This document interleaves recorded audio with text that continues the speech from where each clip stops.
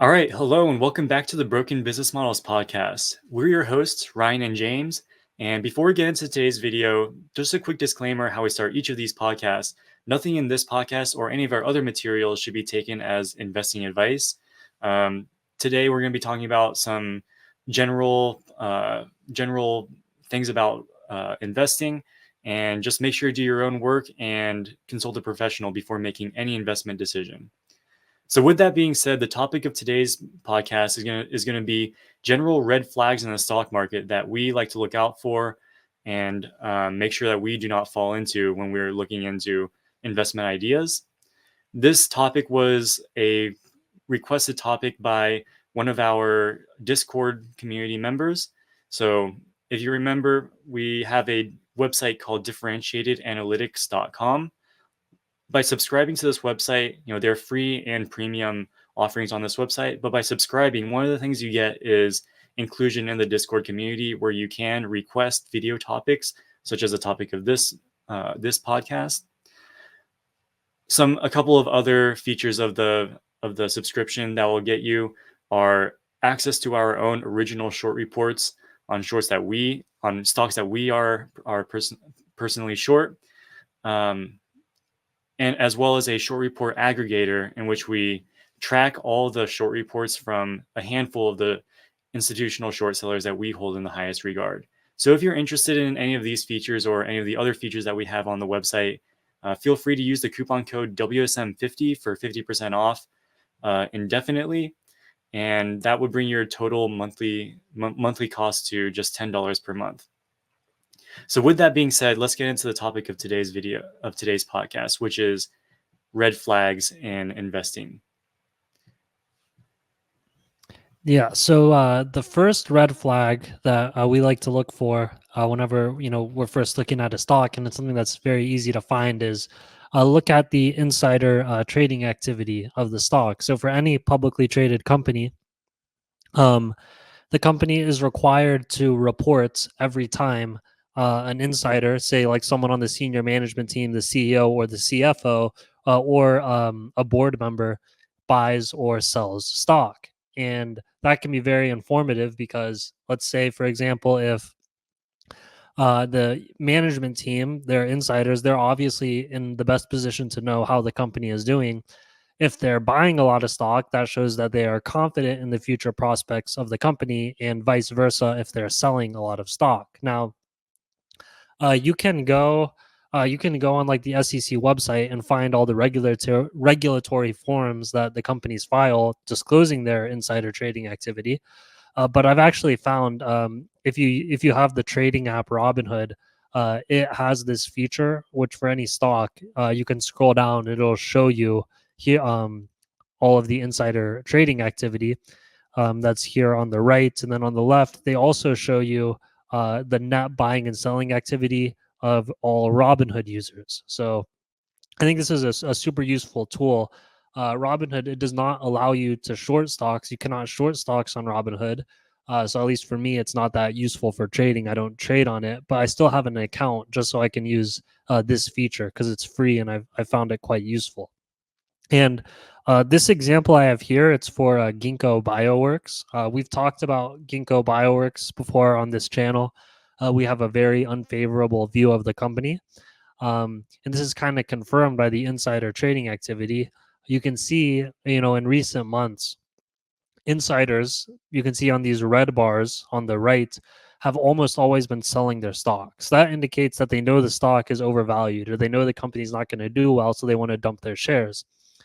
At the same time, we have, over the past few months, there's actually been net buying activity by Robinhood users. These are retail investors. You see these green bars, if you add them all up, they're bigger than the red bars.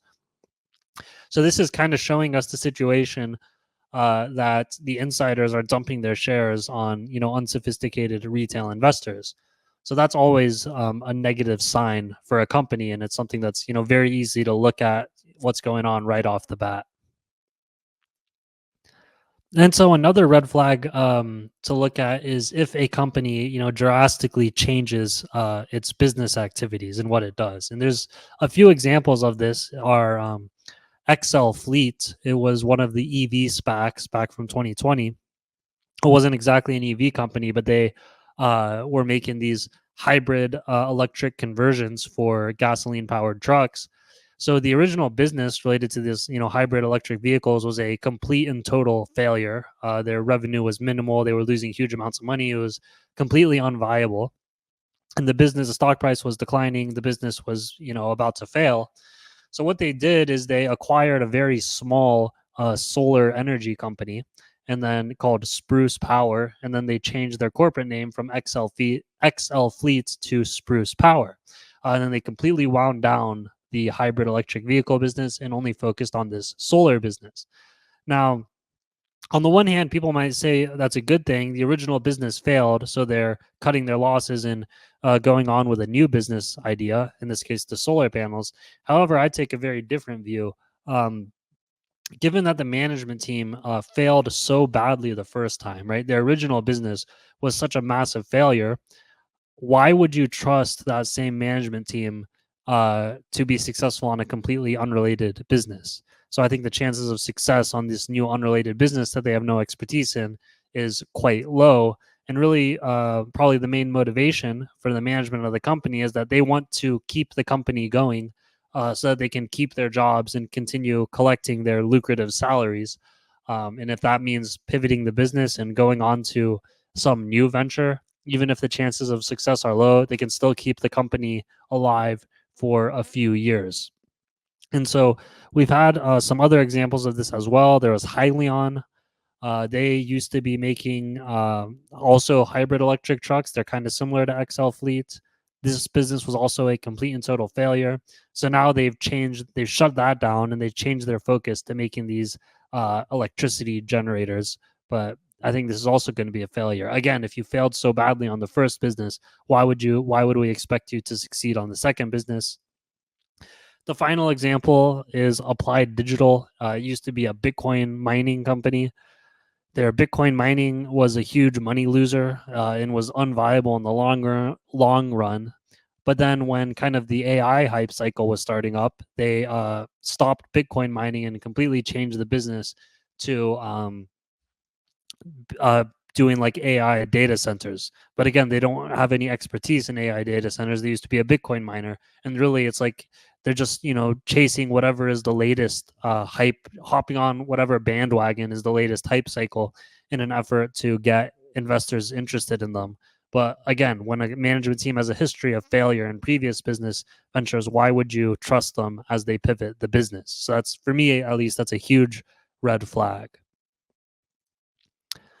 Another red flag to look for, and this is useful primarily for companies that have a long operating history, is you can go back and look at their previous statements and previous investor presentations to see how good they are at making good on their promises. And so for this, I'm looking at the example of Plug Power. We've talked about Plug Power on this channel in the past. Again, we have a very unfavorable view of the company.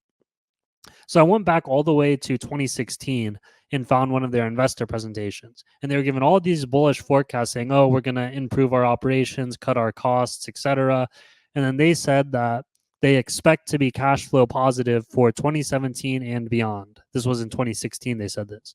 Well, if we actually look at the numbers, not only have they never made positive free cash flow, their free cash flow losses have exploded massively all the way to $1.8 billion in 2023. So they made this very, bullish forecast all the way back in 2016, and they have completely failed, and the numbers have gone in exactly the opposite direction. So I think, and then also goes back to the credibility of the management team. If they've been so wrong about their previous projections, why would you believe any projections that they're giving going forward? So whenever you see some company where the management is telling you, oh, we're about to turn the corner, we're about to become profitable, whatever, go back and look at their previous promises and see if they have any history of actually being able to deliver. Another red flag is companies that do dilutive equity raises to maintain, to raise capital and keep their operations going. And we'll look at the example of Nikola, a very crappy company that's probably going to go bankrupt in the next few years. So if you look at the share price over the past year, the share price has actually declined by 25%. And then so maybe some novice investors might see that and say, oh, the stock price is down, therefore it's cheaper. So maybe it's a good time to buy it now. However, you also have to consider the fact that during the same period, they massively increased their share count, and the market capitalization is just the share price multiplied by the number of shares. So, as the share count has increased, the market cap has actually increased substantially. So, during the same period that the stock price declined by 25%, the market cap actually increased by 55%, from about like 900 million all the way up to 1.3 billion, and that's because the number of shares has increased so much. So the point is, it's not enough to just look at the stock price to understand the valuation of the company. You also have to look at how many shares outstanding they have. And for a lot of these money losing crappy companies, they're always running out of money, so they're always increasing their share count. And for any publicly traded company, you can see this in their financial statements, their statement of stockholders' equity. It's something that's very useful to read. And how you read it is, this is also for Nikola. This is Nikola's statement here. So the first line is the number of shares outstanding as of the beginning of the period. So at the end, as of December 31st, 2022, they had 513 million shares outstanding. By the end of 2023, so 1 year later, that has more than doubled to 1.3 billion shares outstanding. And there's a few ways that a company's share count can increase. One is through stock-based compensation. The second is through just issuing new shares to the market to raise capital. And the third is if they had in the past issued, convertible bonds or warrants that can convert into stock. As those convert, the share price the share count will increase. So it's always very important to look at how the share count develops over time, because that ultimately impacts the valuation of the company. And then finally, this is something, it's not exactly a red flag that we look for, but it is a mistake that I think a lot of investors make, and that is that a lot of a lot of novice retail investors will look up to so-called legendary investors, billionaire hedge fund managers, and see, okay, XYZ billionaire hedge fund manager just bought this stock, so therefore this stock must be good, so I should buy it as well. But if you look at the history, a lot of these so-called legendary investors actually have pretty poor performance. So let's take the example of George Soros. He's one of the most famous investors and hedge fund managers, and he's has a multiple $billion net worth.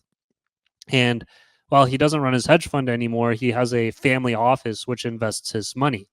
It has $5.7 billion in his family office, which is probably a large portion, if not the majority, of his net worth. And at the end of 2021, when Rivian did its IPO, George Soros's family office invested $2 billion into Rivian at about $100 per share. And that $2 billion investment was a huge investment even for George Soros, because it represented 36% of his family office. So he made this massive concentrated bet on Rivian at $100 per share, and it's been a complete and total disaster. He's lost over $1 billion on this, because Rivian's share price has declined by 90% since then. And if you looked at Rivian at the time, it was completely ridiculous. At the IPO, the company had $100 billion valuation, despite the fact that it had only just started delivering cars. So just looking at the fundamentals, and if you had done your own research on Rivian, you would have seen that it would be ridiculous to buy the stock at that level. But because people would see, oh, George Soros invested in it, therefore it must be good. But that's not always the case. So the point is, you should always do your own research on stocks, and make an informed decision, and not blindly follow anybody else, even not the so-called legendary investors, because sometimes they can make extremely bad decisions. So that's kind of is all of the red flags I had prepared in the presentation. Ryan, do you have anything to add or anything else? Yeah, I was kind of wondering on the first one. I thought that was really interesting. Those charts from Robinhood about looking at the insider selling versus Robinhood users' net buying and selling pressure.